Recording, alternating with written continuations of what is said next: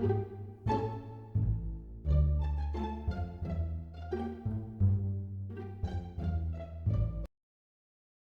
yo, what the fuck? Regulation G is coming back. This is honestly quite interesting. I was not expecting Regulation G to come back like at all after this. I thought it was just gonna go into like Regulation I, if that's how it works in the alphabet. I've not done the alphabet in like 20 years, dude. Oh god, why can I not remember the alphabet?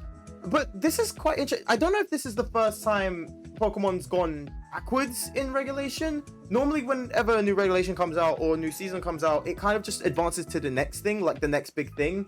I would have thought the next one would have been, if anything, 2 legendaries, like the whole 2 restricted Pokemon thing that we saw like back in Sword and Shield and like a whole bunch of other formats and in a bunch of other games as well. But no, they're going backwards to Regulation G, which is interesting.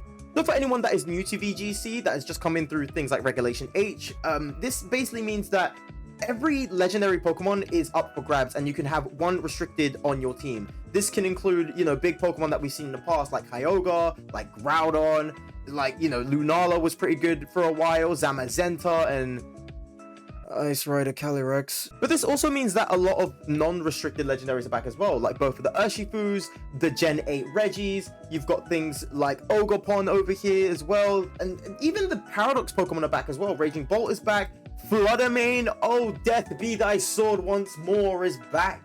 Like, all of these guys are back and it's absolutely insane. Like, again, I was not expecting Pokemon to go backwards on anything. I thought they were just going to go forward into, like, you know, whatever the next rotation was going to be. But it seems like now, from January all the way to April, we're going to be going Regulation G again, which is going to be quite insane. But there are a lot of things to think about as well in terms of what is going to happen after that.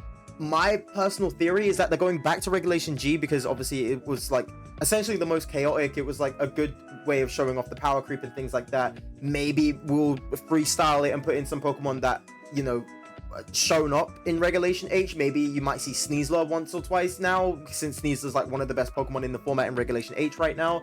You might see them running around in Regulation G again.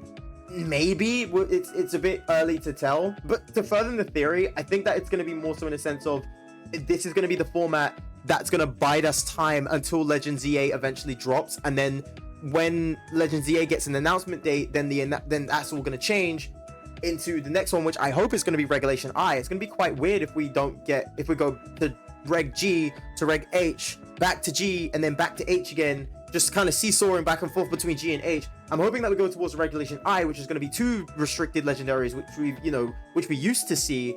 And considering that will be, you know, later down the line, it will make sense from going to from April to August, where Worlds would then be, you know, 2 restricted legendaries, like really showing off the big amount of, you know, power creep and big amounts of damage that 2 restricteds can make.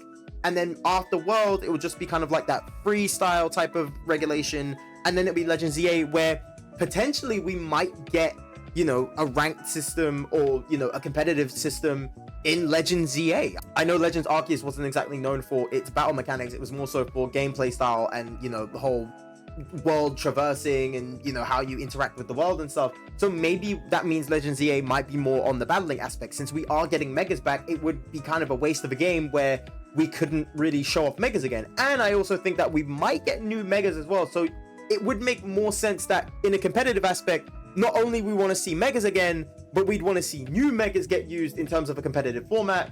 So my personal theory is that we're going to get Regulation G, obviously, throughout January to April. Then from April to August, we're going to get, I'm assuming, Regulation I, which is going to be 2 restricted legendaries, all the way up until Worlds. And then afterwards, we're going to get this kind of freestyle, kind of do whatever, add in mythicals or whatever in ranked and whatever, until Legend ZA comes out, which I'm assuming is going to be, you know, end-ish season of 2025.